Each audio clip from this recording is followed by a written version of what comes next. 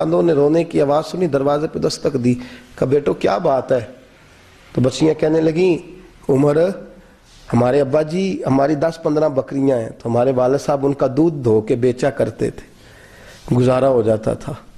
جس دن ابا جی فوت ہوئے تو اس دن سے لے کر ابو بکر صدیق روز عصر کے بعد آیا کرتے تھے، ہماری بکریوں کا دودھ دھو کے دیتے تھے، کچھ ہم پیتی تھی، کچھ بیچ لیتی تھی، گزارا چلتا تھا۔ جس دن ابو بکر صدیق خلیفہ بنے تو ہم نے جا کے کہا ابو بکر اب کون دودھ دھوئے گا؟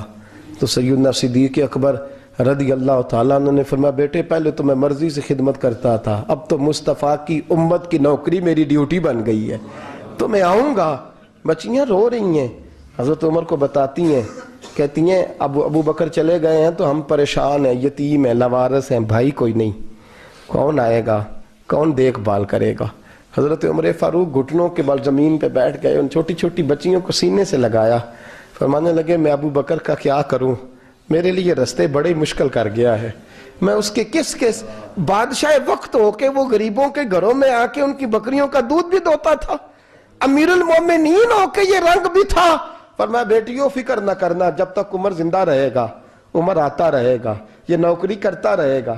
کچھ دن بیتے تو حضرت عمر فاروق کو یاد آیا اوہو مدینے میں ایک بوڑھی اماں بھی رہتی ہے جس کا کوئی گھر کا کام کرنے والا نہیں، اور جس بی بی کا کوئی بال بچہ نہیں اور آنکھوں سے بھی وہ نابینی ہے۔ حضرت ابو بکر صدیق رات کے سناٹے میں جایا کرتے تھے، اس کے گھر میں جھاڑو دیتے تھے۔ یہ بادشاہ ہے، اس کی فقیری کا رنگ دیکھو، اس کو کنویں سے پانی بھر کے لا کے دیتے تھے۔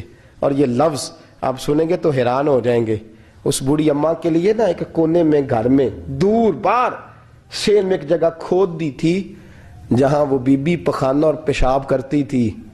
امیر المومنین حضرت ابو بکر صدیق رات کو جاتے تھے اور اس کا وہ پخانہ وہاں سے اٹھا کے باہر پھینک کے آیا کرتے تھے۔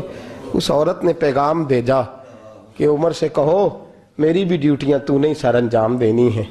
عمر فاروق ساری رات کام کرتے، سناٹا گہرا ہوتا تو جھاڑو دبایا ہے بغل میں اور عمر فاروق نکلے ہوئے، اس بی بی کے گھر میں جھاڑو دیا جا رہا ہے۔ حضرت انس بن مالک فرماتے ہیں میں نے آخری عمر